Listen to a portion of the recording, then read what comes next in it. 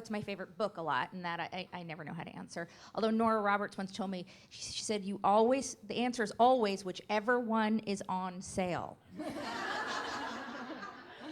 like, okay. Whichever one is in their hands. That's hard for me to answer. I also get asked, I don't often get asked which is my favorite character, but I do get asked which character is most like me a lot, which is interesting. What I've realized, though, I think I do have one favorite character now, and it's actually Violet Bridgerton, who is not the heroine of any book. She is the mother of 8 brothers and sisters, all of whom were heroes and heroines in a series of books I wrote.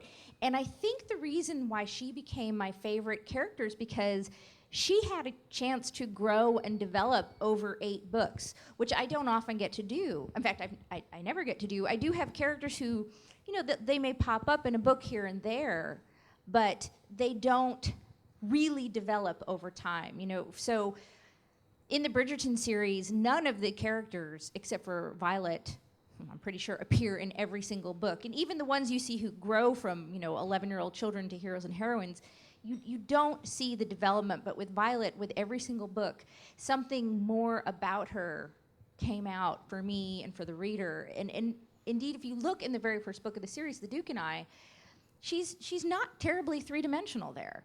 And I hadn't really thought of her as being a three-dimensional character at that point. She was really kind of your typical Regency mama. She wanted to get her children married off. I mean, she was a lovely person, but she wasn't very well drawn, and with every book she just more and more about her came out, and some of my favorite scenes that I've ever written have been between her and her children, and so that really, she's turned out to be my favorite character, I think. The question is, am I ever going to give her a second shot at love? No.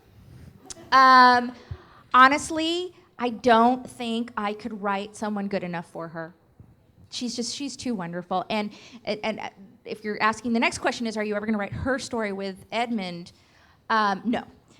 Because we all know he dies at like 39. And think about, for you guys it might be okay if you've read the other books, but can you imagine if that was the first book you ever read by me? And you read this book, and of course it would be fabulous, right? And then you go like, oh, I'm going to go read some of her other books, and you pick up one of the books and you're like, he died at 39? You'd be really kind of ticked off. I will say, however, that, so some of you may know, I've written these things called second epilogues, which are basically updates on the characters. They will be coming out in a print collection soon, and with them is a bonus story all about Violet. And so you will get some hints. You will get to meet Edmund, and you will get to have some hints of her life. But it's not, a full-on novel and love story. He thinks it's wonderful.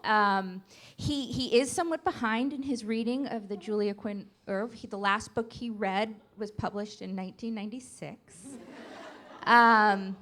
Although I did write, I believe it was like a 20-page afterword for the new Penguin Classics edition of Mansfield Park.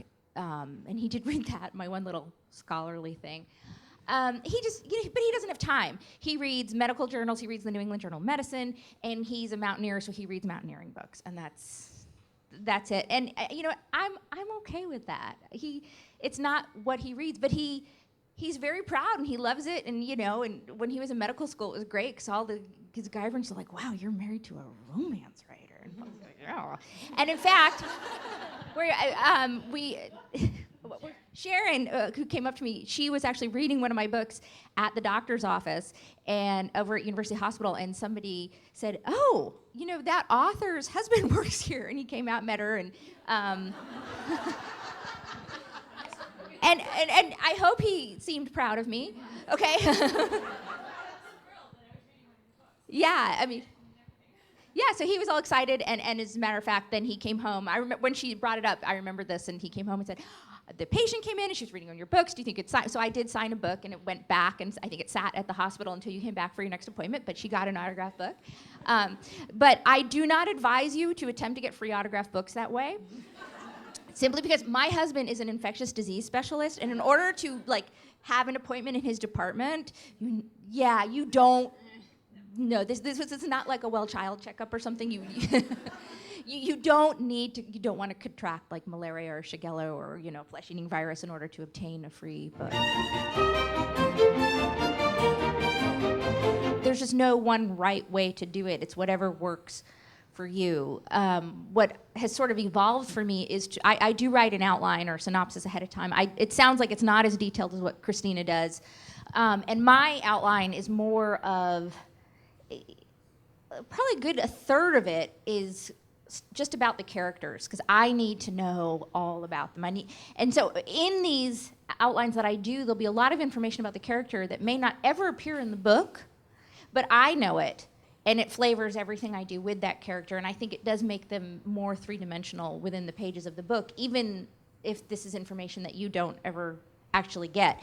And so I will write a lot about what happened to them that leads them up to this point, because what does happen to us in our past does inform all of our current and future decisions. And then I'll write the plot, although not terribly detailed. And when I actually start writing the book, I tend to write like this. So I write and I edit as I go along. So I'll be going, when I always start, I read over what I did before, and I'll just do a little micro editing, and then every now and then I do a bigger loop back, and I'd say in maybe a quarter of my books I'll get to a point and I'll go, oh, we've reached this point too fast.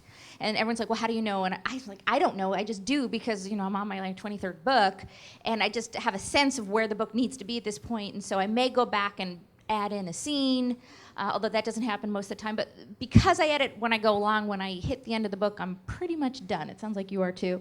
Because I've had a lot of people say, well, I'll do this, and then, well, what do you do with your second draft? And I'm like, well, I don't really have a second draft, because my first draft just keeps, minutely changing every day, but the sum of it is quite a lot. So that's how I do it, but that doesn't mean it's how anybody else should. That's what works for me.